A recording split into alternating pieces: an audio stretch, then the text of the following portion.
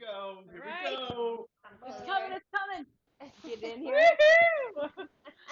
Hey, it's your boy JC. Thanks for tuning in to Dream 10X episode number 41. And today we are here in Kansas City with our friends Michelle Kosmachek and Michelle Fagan. Welcome. Thanks for talking to us. And this is Dr. Capel. And this year we're going to lead off with doing a couple of series on mindfulness and maybe a little meditation Mhm. and you know, doing positive self-talk um, and dealing with interpersonal verbal skills and stuff like that. So with this first episode, Dr. Capel here is gonna lead us through a quick seminar on mindfulness. Yes. And so tell us what is mindfulness? Why do I care? Why do we care? Yeah, How's it gonna help me in the professional environment? absolutely. So How's my it gonna help me make more money? it's about being intentional and having gratitude. So the John Kabat-Zinn definition of mindfulness involves paying attention on purpose in the present moment without judgment. And the key thing is without judgment.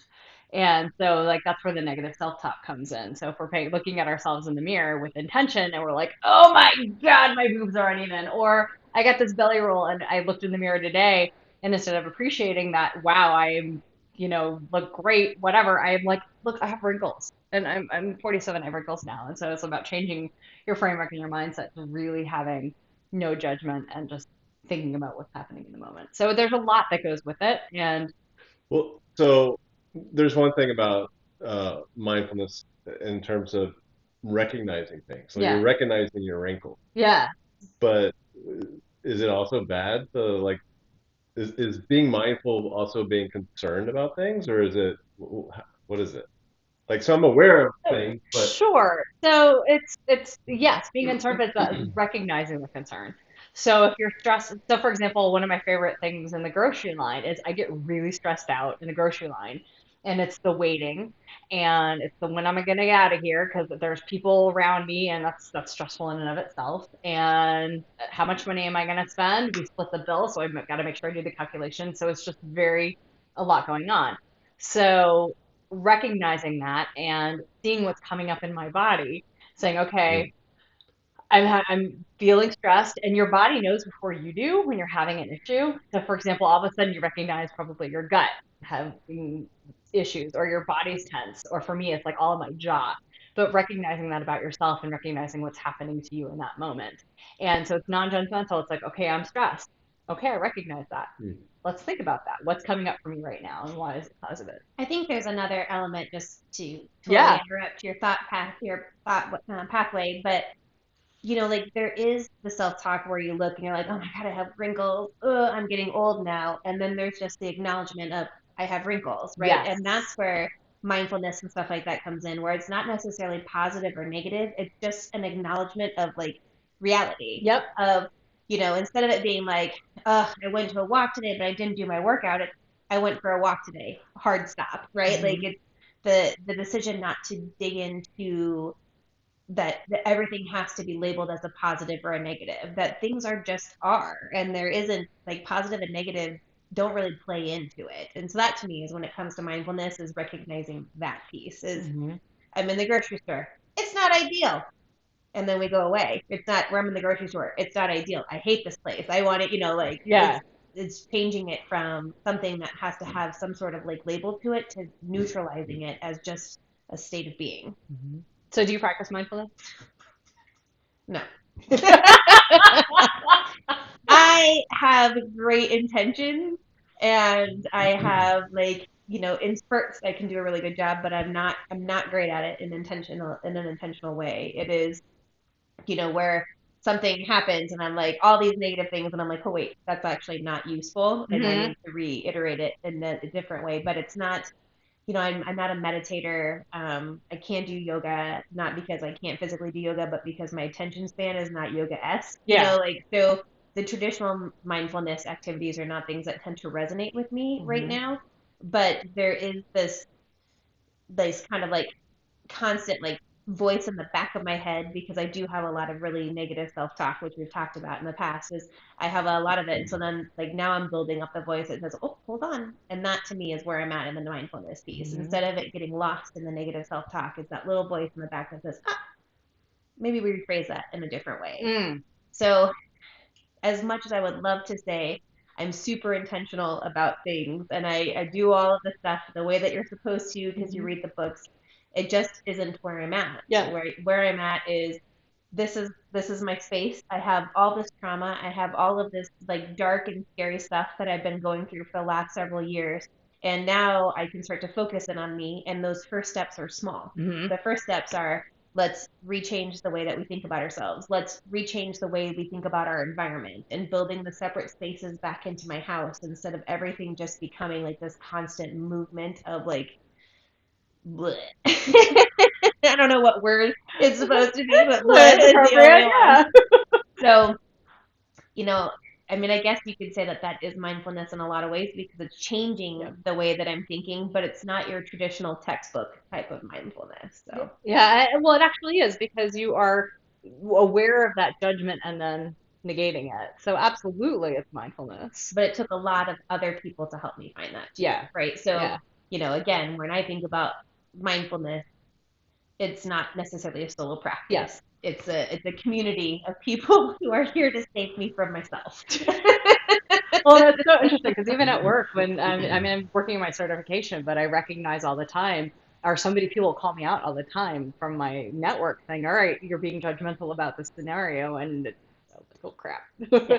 I So you cannot need judge people. you way better than I cannot judge you. Yeah, Like I exactly. can Yeah. be like, I am not judging you. You make your own choices. You do what you got to do. But for me, it's like, Michelle, here's all the ways that you have screwed this up and that you're failing and all that other stuff. So Yeah, the self judgment piece is much more difficult in the mindfulness space than just acknowledging and accepting without judgment when it comes from an external source. yeah, totally.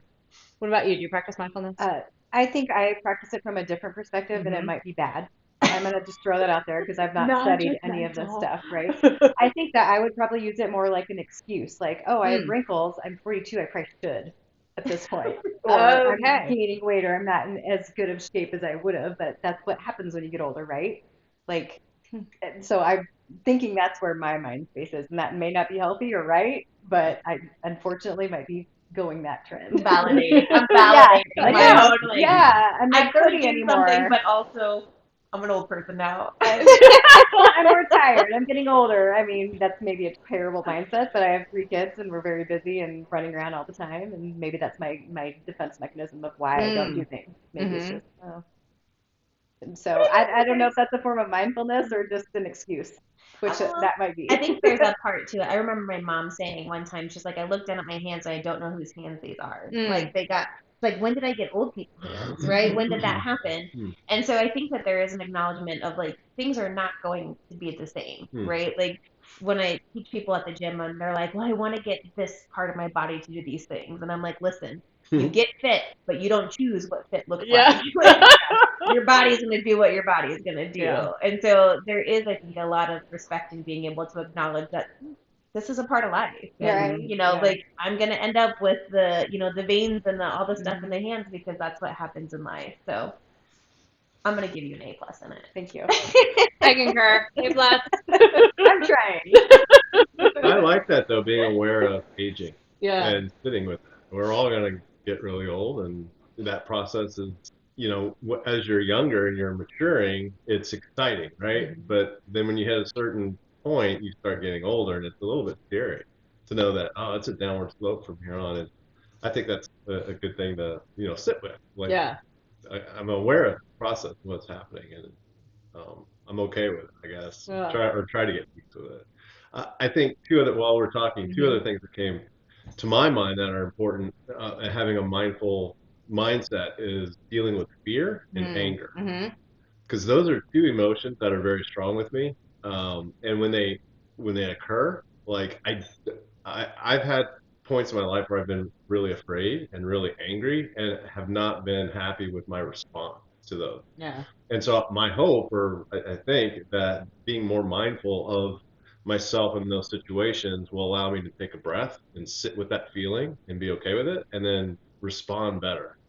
That's my Yeah, and that's where like practicing mindfulness really comes into play. And it doesn't need to be like this full-on traditional 30-minute meditation. It could be 10 seconds. Just try and as soon as you wake up in the morning, 10 seconds, just being intentional and seeing what that feels like. And then maybe building on that. And maybe morning isn't your time. Maybe it's evening. For me, it's when I go to bed, and I'm very intentional when I go to bed, at least taking 30 seconds to think through and be mindful. So it's finding that right your own biorhythms and what works for you, but that intentional practice will help you when you're in those situations uh, to be able to like think through saying, all right, I'm recognizing how my body's reacting. My heart rate is increasing. My hands are sweaty. I'm having a stressful moment. Let me go back to what I've practiced with my mindfulness. Like lifting weights. The more you lift weights, the better you get, the stronger you get, and your form is better, and so it increases over time. So it's the same thing with that practice. You know, one of the things like with anger that has always stuck to me is anger is a secondary emotion. Yeah. We treat it as a primary emotion, but it's secondary. Yep. Anger doesn't just happen, it's triggered by something else, whether it be, you know, like feelings of feeling inadequate, feelings of stress, feelings of sadness, feelings of fear. Those are the things that drive anger. And so whenever I'm angry, I'm always just like, okay. You know, sometimes it's just that my kids are annoying me, but the annoyance is the actual thing that I need to manage. It's not the anger. The anger is just the outlet. It's the secondary feeling that comes from it. So, yeah, that's so true. And so I think about like meetings too, and like so just meeting to meeting to meeting. And we live in a very high stress world. And that's everything from going to the grocery store. It's very stressful, just the traffic getting there. So we're constantly in this fight or flight mode and constantly in that trigger. And so how do we like get out of that? And the one thing, at least I recognize, is I have 7 to 14 meetings per day. And I'm exhausted and I don't even have time to go to the bathroom half the time. So, and that's not just me, it's our whole organization. And so jumping from meeting to meeting to meeting, my sympathetic nervous system is triggered. I'm in fight or flight mode. I'm on to the next one, doing the next thing, and I'm not thinking about what I'm doing or intentional. And so the one thing that we've started doing is building a mindfulness program. And the start at each meeting, we say something as simple as let's take the three deepest breaths that you take in a day, just to trigger the parasympathetic nervous system. So when you take a really deep breath, it triggers the vagus nerve, which triggers the parasympathetic nervous system, which is your rest and restore. And so it gets you out of that blah, and then we have more productive meetings. So like how can we, and so it doesn't have to again be this whole big thing. It's just taking a deep breath and being intentional about what that breath feels like. So it's pretty cool things you can do. But I think that society is like just constantly triggering this fight or flight chaotic. How do people respond to you when you say, let's take some deep breaths at the start of the meeting? So it's so funny because this podcast made me really nervous and I wanted to do it with the Michelles. Yeah. Michelle Square. But at work, like I come in and I'm a disruptor, so this is what we're going to be doing at work. And so that people just accept that. With my friends, it's like very different and awkward. You know, you guys know me. That makes you more nervous than coworkers? Absolutely, you guys make me way more nervous than doing it with coworkers. Really? Yep. Awesome. Yeah, evil. No. So yeah, at work, so I do it, and then people typically there's a few people I'm like, find a way to be you in this moment. If you don't want to participate, that's cool. But for most people, they're really appreciative. And so my very first meeting, where I led with all of our training officers, and it was 7 to 8 people in the agency, I said, okay, we're going to start with a 5-minute mindful start. And wow, that totally transformed how they saw me and how we interacted. So yeah, I love that. Like I don't think that that's common at all. Yeah, right? There is obviously Zoom fatigue was a real thing, especially in the past couple of years. You know, and a lot of times when people are like, what am I supposed to do? They're like, I don't have time to go to the bathroom. Yeah. And I'm like, hold on, because talk about how screwed up and flipped your priorities are, where you are going to sacrifice a human basic need in order to like. It's literally 2 minutes. Yeah. They will wait, you know? Like, you can be like, I'll be back in 2 minutes. I've never had anybody who be like, I need to take a quick bio break. I'll be right back. And I'm like absolutely not. Yeah. Right? You are here. You mean you're going to breathe during this meeting? You did not sign on for that. But we've become so programmed to sacrifice self at the expense of others. Yes. And, like, that I think is a really problematic, like, deeper issue, is to where, like, I am a human person. I am somebody. I matter. I have needs, and I'm going to meet those needs, and that will allow me to show up better for the rest of you all. Yeah. But I can't be good for everybody else if I'm not even taking the 5 minutes to go and I just need 5 minutes, and then I will be right back, and it'll be way better for you. Yeah. But for some reason, we've created a society where we can't ask for that, and we can't say that out loud, and I think it's really problematic. So when I'm working with clients, that's one of the things where I'm like, what do you need? You're Yeah. not getting it. So what do you need? Well, I need this. Okay. How do you ask for that? And if you are uncomfortable asking for that, then that's a separate issue that we need to start to address. But the reality of it is that your needs are just as important as everybody else's, and you shouldn't minimize them at the expense of other folks. Absolutely. Absolutely. Go to the bathroom. Yeah. Also, Do it. Get some too water. many meetings. There are too many meetings. If you have so many meetings that you cannot excuse yourself to eat, get Yeah. a breath break, Yeah. go take a walk, That's go to an the restroom, organizational you've got too problem. many meetings in your life. Yeah. Yeah. So true. And how do we transform the future of work to mitigate that? I tell people all the time when I was like, think about how expensive a meeting is. Think Yeah. about how much money each one of those people cost in that meeting. And then is that really a good use of your time? Yep. Like if it is not worth it being there, you are worth more than sitting in that meeting. If it can be caught up in, the follow-up notes, then go that way. It's Yeah. that continued lesson of you want to put work at like the lowest rung possible. Like you want to be able to push it down as far as possible. And sometimes that is a Teams chat. And sometimes it's a quick text message or an email. That's the cheapest avenue to accomplish your goal. It's often the quickest. That's So true. meetings are expensive. If it's not worth the money, then don't call that meeting. Or cancel it if you don't need to have it. You don't need to meet to meet. Yeah. So And just Yeah. because somebody puts that meeting on your calendar doesn't mean you're responsible for going. Sure. Like you decided to need this meeting. Hold on, I might need some more information, or I need an agenda or a pre-read. And if you can't give me these things so I'm prepared for the meeting, then we're not going to have it. Yeah. So I mean, again, ask for what you need. If these are the things that you need, then you say, this is what this is. And if you can't meet this need, then we're not going to do it. I really like the asking for what you need piece of it. I think I'm going to start with my teammates because they're obviously having the same struggle. I think I'm going to use that phrase with Right. them. There's nicer ways to say it than my way, Right. right? I love your way. But the reality of it is, at the end of the day, all you're doing is saying, I need this in order to be productive. Yeah. And we as partners in work or in play or whatever are here to help to support the people around us. Yeah. So if I work best by these things happening and you need to see me at my best, then help me appreciate and accomplish the things that I need. So And you guys are both in organizational development. You're not? What is your background? Like What do you employee do? benefits and a little bit in HR, but Okay. not really. Okay. Yeah. All right. I just wanted to share a little bit. Yeah. And organizational development is Correct. what you do. Okay. yes. Thank you. I'm not in that world. I do the people, she does the policies and the practice. Okay. She gives us the direction to go to, and I'm like, feeling, bring them to me. You guys should start your own company together. We tried this once, and then it turns out neither one of us really like sourcing clients. Okay. So that was a big miss. We need that person. Okay. Okay. Hiring plan. Yep, it's coming. Oh my goodness. So do you have anything more on your notes that you wanted to discuss? Yeah, we're gonna get to that. Give me 2 Oh. seconds. We're gonna do a quick mindfulness exercise. So if Okay. you guys want to go grab a beverage of your choice, just pour the beverage, bring it to you, and I'll do a spoon exercise. And also, we're gonna do some recordings later on that we'll have posted where I'm gonna walk you through some mindfulness activities. So if you want to check out that way, you're welcome to do so. We are going to. We'll give you 2 seconds to grab your beverage.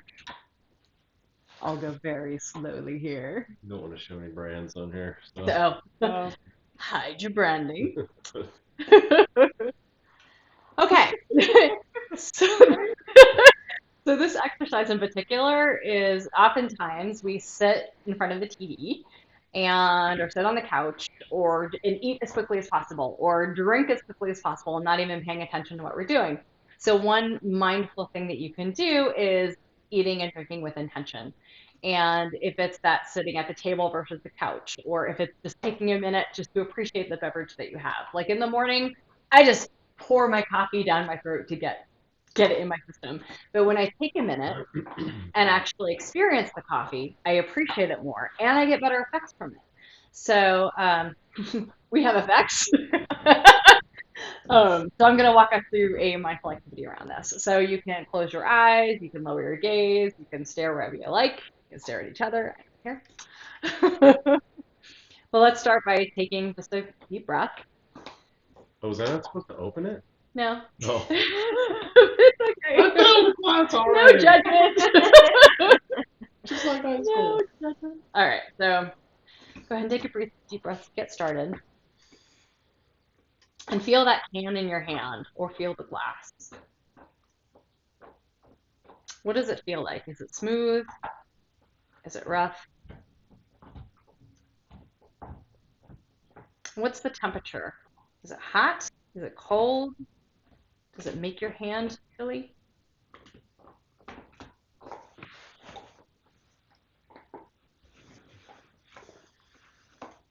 Pick up the can. Feel that weight. What does it feel like?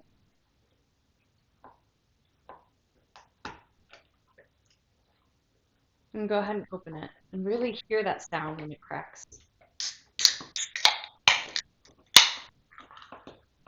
What comes up for you when you hear that sound? Is it feelings of joy, feelings of anticipation? All right, now you're going to smell. Really take in all those senses. What does it smell like to you? Is it fruity? Citrusy? Can you smell any other kinds of notes in there?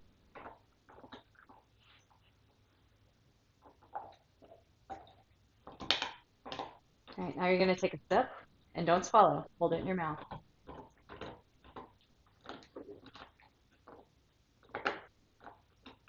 What are you tasting? What are you feeling? Are you feeling bubbles? Are you tasting all those notes you just smelled? When you're ready, go ahead and swallow. And really feel that sense of gratitude about something about that experience.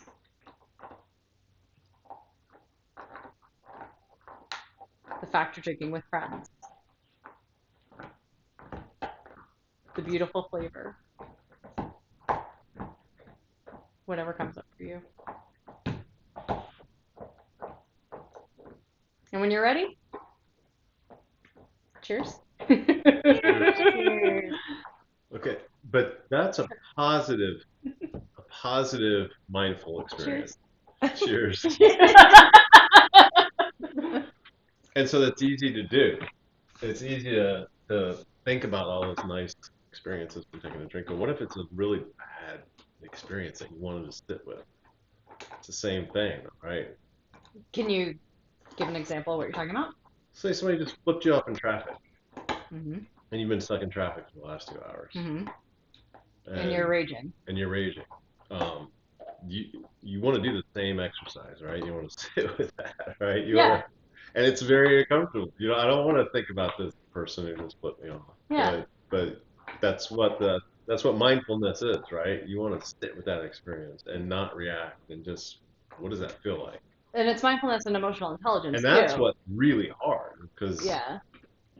I'm boiling over and I don't want to sit with that. And part of it is getting so when you're in that mode, your amygdala is taking over. And Yeah. so that's Right. where you're not in your thinking brain, you're in your reptilian brain and you're Right. in that fight or flight mode. And so it's getting yourself out of that fight or flight mode and back into your, again, parasympathetic, your prefrontal cortex, your parasympathetic nervous system. Right. So some of that is, being mindfully aware of what's happening. Some of it is asking yourself a question. So that's when I'm raging, that's usually where I start, is I ask myself some sort of question that makes me think. And sometimes it's math, which I suck at math. And so I really have to think. Sometimes it's like I'll go into like theory, adult learning theory, but something that's going to force my thinking brain to take over. And then I'll do a quick like 10-minute mindful exercise. And sometimes it's sitting there going, what does the car wheel feel like? And what is this experience? What's coming up for me? How am I seeing through the window? Like, let me find something in the distance to look at, but like using different ways to Yeah. manage your own. Yeah, I guess my question is, how does this type of exercise help you deal with those other types of things where you're boiling over with rage or you're frozen with fear. Yeah, so it's recognizing what's happening in your body and that it is happening, and it's about the recognition. And recognizing in and of itself can help you get you out of that Yeah, situation. I just feel like though So, that those are such strong emotions that mhm. compared to this experience that it's totally different. Like, does this really prepare you for that? It does. Okay. It absolutely does because it's building those neural pathways to teach you how to. So the more that you do something, the neural pathways start, and the more you practice it, they groove and groove and groove until Mm, it becomes more natural. Like driving, when you were first learning how to drive, it took a long time for those neural pathways to build, and now it's like mm, natural. So it's that practice and practice and practice. And so when you are in that, then it's more of the default to go into mindfulness than it is to rage. So okay. it's changing how you. And I think that there's also the component that, like, we often think that being afraid or being angry are bad things, which again, they're That's true. not. They're just fine. If somebody flips you off and you're angry about it, okay, like, Yeah. it might be a completely reasonable response. I may have like the upper hand. I should be able to be angry right now. And so acknowledging, like, I'm angry and being like, it's fine that I'm angry, but what do I want to do with it? Yeah. Do I want Right. to let this ruin my day? Maybe not. The guy flipped me off. I've probably flipped off 6 other people on the way to this moment, so I'm, causing just as much of a stir. Or is it that, like, do I need to anchor in this? Is this a fear or is this an anger that requires some sort of action based from it, right? Yeah. Because when you're afraid, you freeze. And, like, in that moment, you have to decide, do I stay here and be afraid? Is this something that I should be afraid of, or do I need to make a different choice, right? Mhm. So this is where, when I think about the self-talk, where they're like, there's good, and then, like, this whole body positive movement that's happening, and they're like, I want to be like that, or there's the negative and the bad. But the reality of it is that emotions and feelings are not either thing. Yeah. The label of good or bad are bullshit. Yeah. That's So societally based. Yeah. it's a whole separate conversation. But when we're angry, we think we have to do something because we're not allowed to be angry. You are allowed to be angry. Anger is fine. Be mad. But then, like, mindfulness allows us to be intentional about what comes next from this anger. So when we stop and we're like, I'm angry, and we're like, it's fine that I'm angry. It's okay. This is a reasonable reason to be angry. What do I want to do with this anger, right? Is it that I need to go, work out and work this out? Is it that I need to write a scathing email? Like, whatever that may be, you still make a choice when you're coming out of your anger. And mindfulness allows you to make an intentional choice instead of an emotionally driven choice.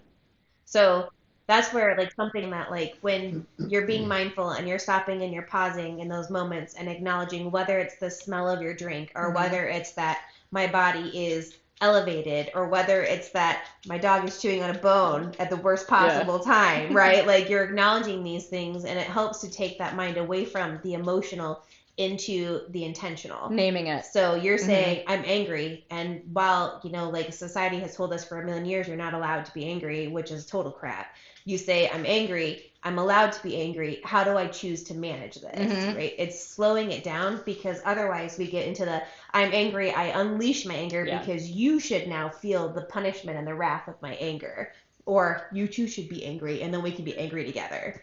So when you look at something like this, it feels sometimes small, and it feels like, well, that's too simple to sit down and enjoy a beverage, or to recognize, like, in addiction, a lot of time the addiction comes from the sound of the crack of a can. That's why people choose cans over bottles, is because it's the satisfaction of the crack, right? So, like, all of these things are triggers. All of these things are stuff that starts to change the way our mind thinks. And this is just one that leads us into a space of happiness or positivity for me in this current moment. And those other triggers that lead us down a negative route require the same thing from us. It requires us to stop and acknowledge, this is happening. How do I choose to do with it? What do I want? What's the next step? So, but it's okay to be angry. It's just the intentional piece comes next. The emotion itself is not the intentional part. Yeah. It's the next thing that happens is where mindfulness creates intentionality. Yeah, this is the response. How you respond. Yep. Cool, like that. Anything else? That's all I have. Any closing comments? I don't know.